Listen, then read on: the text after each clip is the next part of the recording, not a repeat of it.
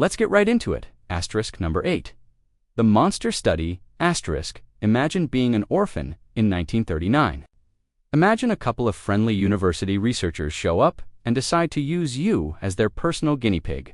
That's exactly what happened to 22 children at the Iowa Soldiers' Orphans Home.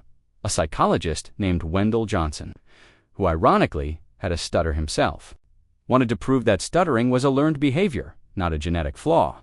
His theory was that you could literally talk someone into stuttering. So he and his graduate student, Mary Tudor, divided the unsuspecting orphans into two groups. Half the kids who already had speech impediments were showered with praise, told their speech was fine, and given positive reinforcement. The other half, who were perfectly fluent speakers, were told the exact opposite.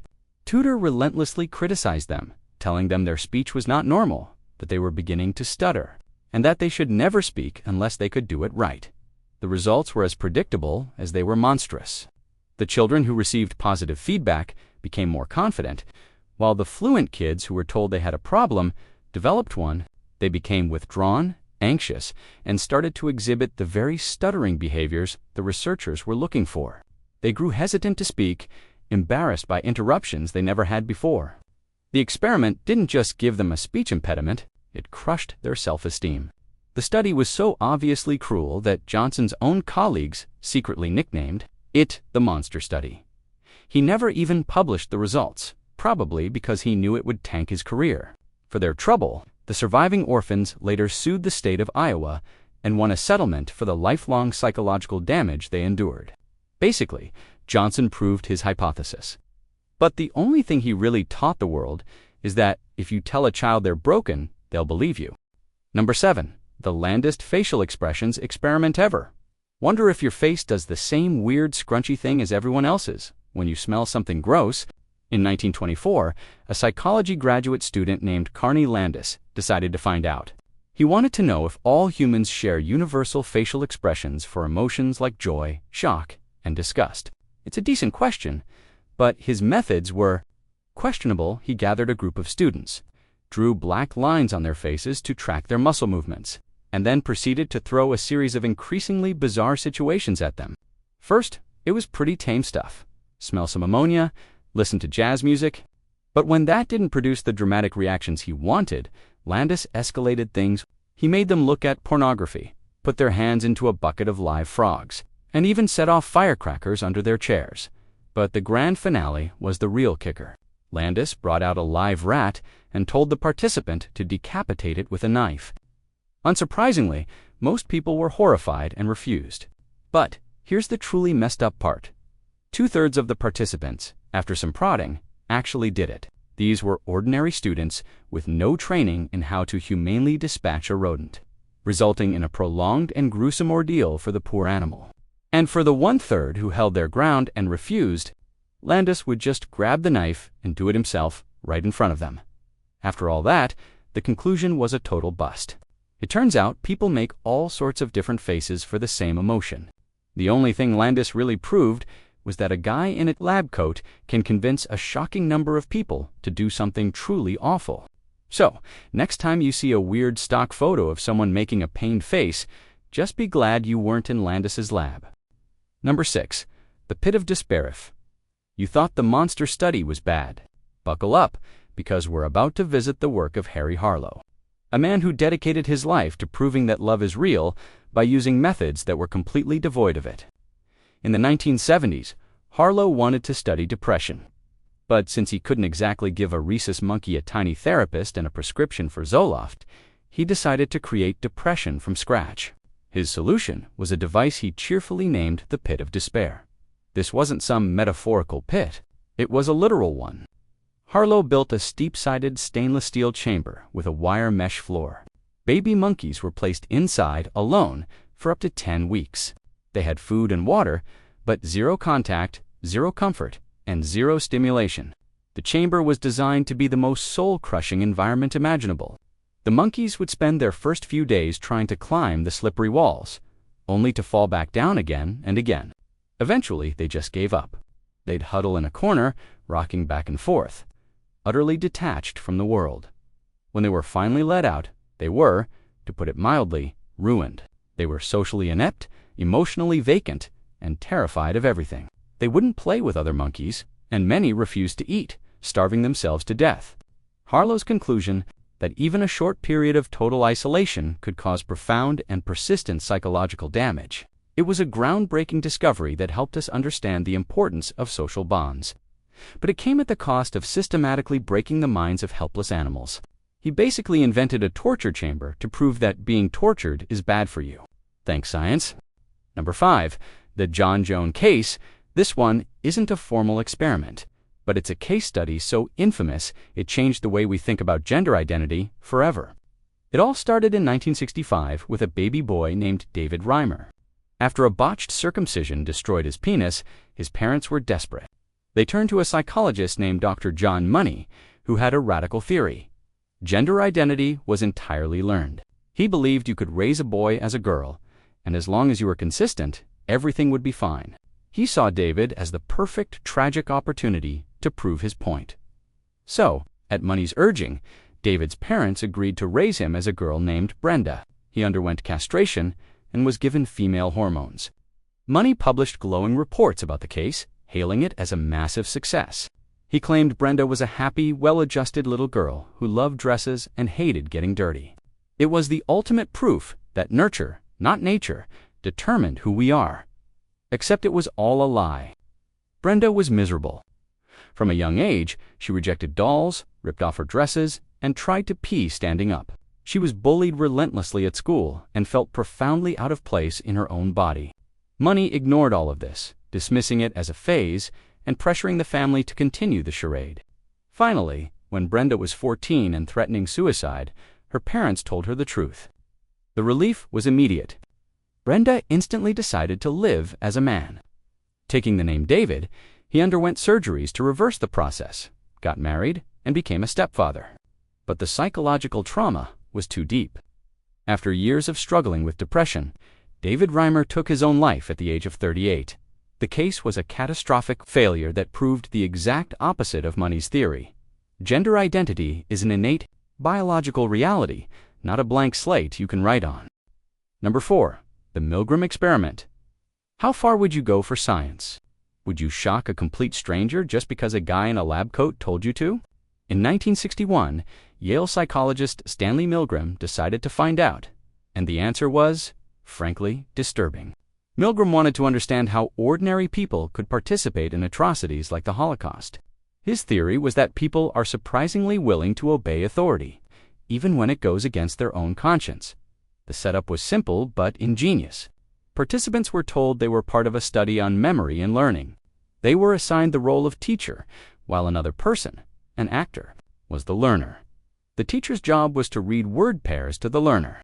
And if the learner got one wrong, the teacher had to deliver an electric shock. The shock generator had a series of switches, starting at a mild 15 volts and going all the way up to a bone-rattling 450 volts. Labeled 30, of course, the shocks weren't real, but the teacher didn't know that. The actor would grunt in pain, then shout, then complain about his heart condition, and eventually fall silent, as if he'd passed out, or worse. If the teacher hesitated, the experimenter, a stern man in a gray coat, would calmly say things like, "Please continue," or "The experiment requires that you continue." Before he started, Milgram polled his colleagues. They predicted that only a tiny fraction of people, the most sadistic among us, would go all the way to 450 volts. They were wrong. A staggering 65% of participants followed the orders and delivered the maximum shock. They weren't happy about it. They sweated, trembled, and pleaded to stop, but when the authority figure insisted, they complied. The experiment revealed a dark truth about human nature. We have a deep-seated obedience to authority that can easily override our moral compass. Basically, your inner just following orders voice is a lot louder than you think. Number 3. The Stanford Prison Experiment, peaking of ordinary people doing terrible things. Let's talk about the Stanford Prison Experiment. In 1971, psychologist Philip Zimbardo set out to answer a simple question. Are prisons violent because they're filled with violent people? Or do the prisons themselves make people violent? He converted the basement of the Stanford Psychology Building into a mock prison. rounded up 24 mentally healthy college students and randomly assigned them to be either prisoners or guards.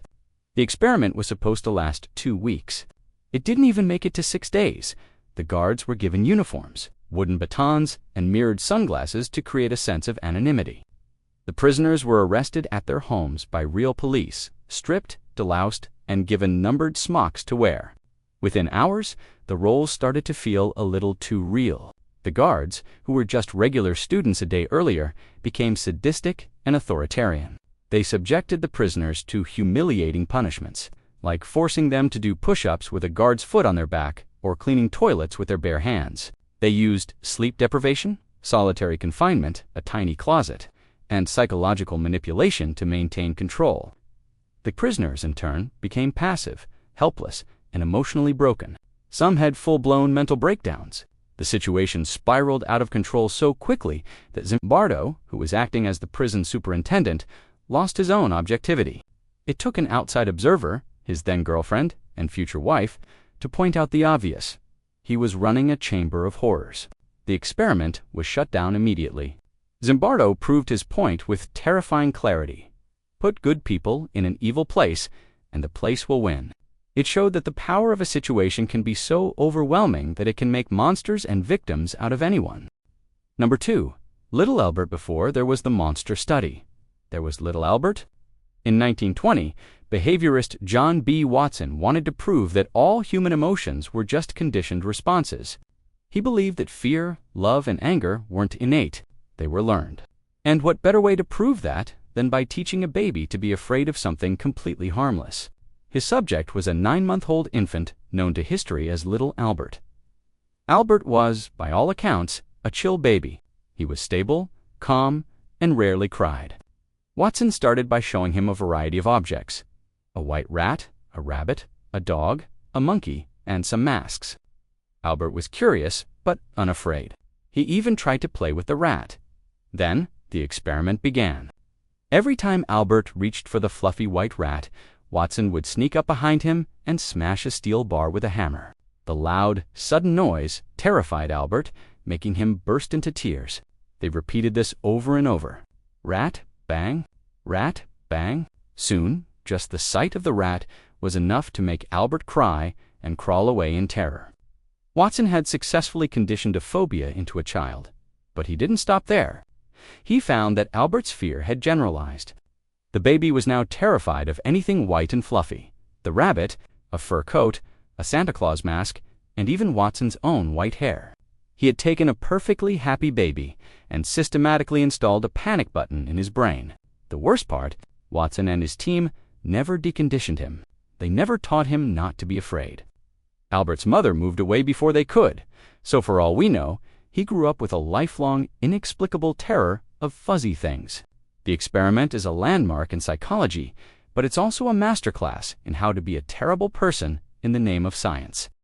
Number 1. The Tuskegee Syphilis Study. This wasn't just an experiment. It was a 40-year betrayal. In 1932, the U.S. Public Health Service launched a study to observe the natural progression of untreated syphilis. The subjects were 600 impoverished African American men in Macon County, Alabama. Of these men, 399 had syphilis, and 201 did not. They were told they were being treated for bad blood, a vague term used to describe a variety of ailments. They weren't just lied to, they were bribed. The researchers offered them free medical exams, free meals, and burial insurance in exchange for their participation. And, most damningly, they were never given treatment. Even in the 1940s, when penicillin became the standard, life-saving cure for the disease, the researchers actively withheld it from them. They wanted to see what would happen if the disease was left to run its course. They watched as the men suffered from the devastating effects: blindness, deafness, insanity, heart disease, and eventually, death. They went to great lengths to prevent the men from getting treatment elsewhere, even providing local doctors with a list of their subjects and telling them not to treat them. This went on for 4 decades. It only ended in 1972 when an Associated Press reporter exposed the story, sparking a massive public outcry. By then, 28 of the original men had died directly from syphilis. 100 more had died from related complications, and at least 40% of their wives had been infected. passing the disease on to 19 of their children at birth. The Tuskegee study is arguably the most infamous biomedical research study in U.S. history. It didn't just break a few ethical rules, it shattered the very foundation of trust between doctors and patients and led to massive reforms in research ethics. It stands as a horrifying monument to what happens when scientific curiosity is combined with a complete and utter disregard for human life. That's all for today. I'll be making similar videos in the future. Subscribe to see them.